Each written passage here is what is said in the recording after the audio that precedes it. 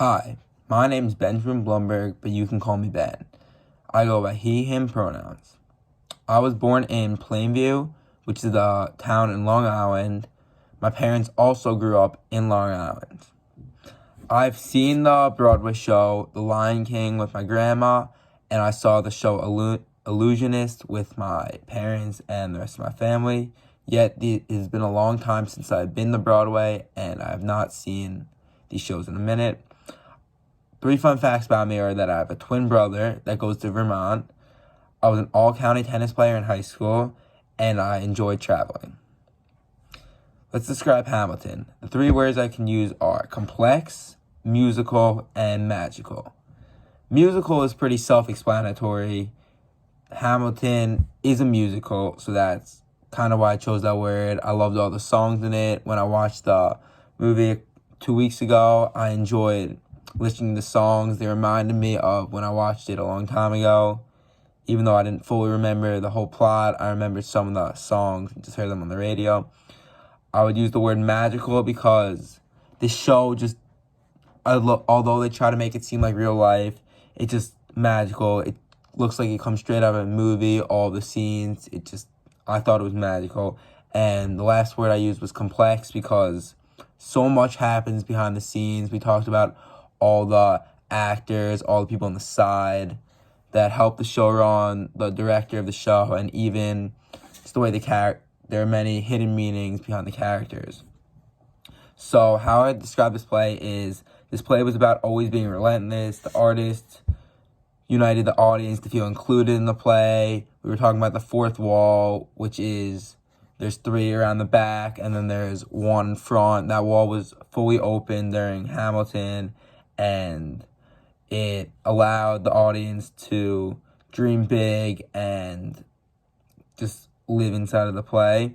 And I think dreaming big and never getting up are the messages portrayed in Hamilton. This is very successful because the musical shows what life can be like if we all come together, if we all unite as human beings. The musical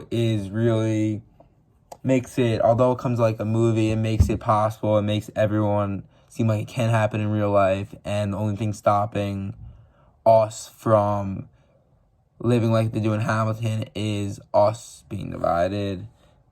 Owning your own is an idea that is not new to me. I learned a lot about it in high school. I was involved in equality of all, and I believe that everyone is equal and everyone has the same opportunities and abilities as each other. I studied the importance of different cultures. I learned a language in Spanish, and this made me think that everyone should be involved and equal. However, when we were looking at discussions, this made me believe that equality was not actually real. The truths of non-equality in the past are still there today, and I think there needs to be change. The scariest statistic for me was that 100% of artistic directors for non-profit theaters were white, and that's just a crazy statistic. How can 100% of people in the industry just be the same race when there's so many different races in the world? The lack of various races being inside a theater, especially in New York, is just crazy to me, and I thought this would have changed a long time ago. However, it has not. Article 1 talked about equality and the importance of BIPOC. They highlighted this by having 22,000 signatures, hoping for a change, to provide for a change. Article 2 spoke about the greater inclusion of BIPOC. It said, we see you in the white people. The white people have been in theater, and we see them, but now you see us. We need BIPOC to be seen, and we need people for BIPOC and promoting BIPOC. Article 3 talks about reverse racism in the sense that white actors can't get certain roles. This means that even if they're the most qualified, they can't get every role. I talked about the crazy statistic, which is 100% of white people in a certain position. However, if they're the most qualified, they should get it. But it's very difficult to believe that one race is the most qualified for something that everyone technically can do. Article 4 talks about the lack of feminism in the play.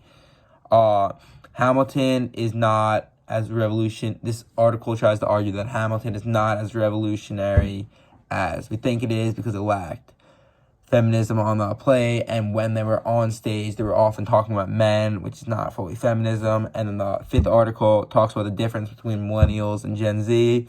Gen Z followers don't love the Hamilton creator, while millennials love him. This is because millennials know him for Hamilton and for the amazing play that brought change throughout the world, while Gen Z knows him just for his TikToks, which many people don't enjoy.